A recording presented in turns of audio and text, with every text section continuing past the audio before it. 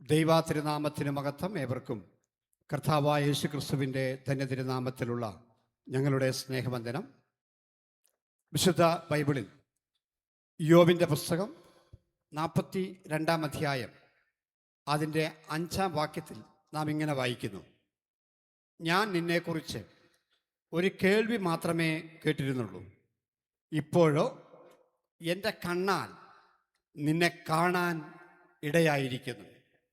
പ്രിയമുള്ളവരെ, ഇയ്യോബ് തൻ്റെ കഷ്ടങ്ങളിലൂടെ, പ്രയാസങ്ങളിലൂടെ, സങ്കടങ്ങളിലൂടെ കടന്നുപോയ സന്ദർഭത്തിൽ ദൈവം ഒരു കേൾവി മാത്രമായിരുന്നു മുമ്പെങ്കിൽ, ദൈവത്തിൻ്റെ ശക്തിയേറിയ ഇടപെടലുകൾ, ദൈവത്തിൻ്റെ ഇമ്പസ്വരം, ദൈവം കരുതുന്നത്, ദൈവം സംസാരിക്കുന്നത് കേൾക്കാൻ ഇയ്യോബിന് ഇടയായിത്തീർന്നു. പ്രിയമുള്ളവരെ, എന്നെ കേൾക്കുന്ന നിങ്ങൾക്ക് ദൈവം എന്നത് ഒരു കേൾവി മാത്രമായിരിക്കാം. പക്ഷേ എന്നോട് ചേർന്ന് ഈ സമയത്ത് നിങ്ങളുടെ പ്രയാസങ്ങളെ, നിങ്ങളുടെ കഷ്ടങ്ങളെ, നിങ്ങളുടെ സങ്കടങ്ങളെ ദൈവസന്നിധിയിൽ ഏൽപ്പിച്ച് നിങ്ങൾ പ്രാർത്ഥിക്കുന്നെങ്കിൽ ദൈവീക വിടുതൽ, ദൈവത്തിൻ്റെ സൗഖ്യം, ദൈവത്തിൻ്റെ കരുതൽ നിങ്ങളുടെ ജീവിതത്തിലേക്ക് വന്ന് നിങ്ങളും ഇതാ, ദൈവം എനിക്കൊരു കേൾവി മാത്രമായിരുന്നു, ഇപ്പോഴോ ഞാൻ നേരിട്ട് എൻ്റെ കണ്ണാൽ, സ്വന്തം കണ്ണാൽ കണ്ടിരിക്കുന്നു എന്ന് പറയുവാൻ നിങ്ങൾക്കും ഇടയായിത്തീരും.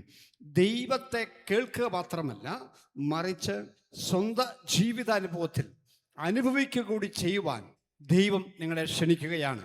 നിശ്ചയമായും ദൈവത്തിൻ്റെ കരുതൽ, ദൈവത്തിൻ്റെ സ്നേഹം, ദൈവത്തിൻ്റെ തലോടൽ അനുഭവിക്കുവാൻ എന്നെ കേൾക്കുന്ന നിങ്ങൾക്ക് നിശ്ചയമായി ഇടയായിത്തീരും.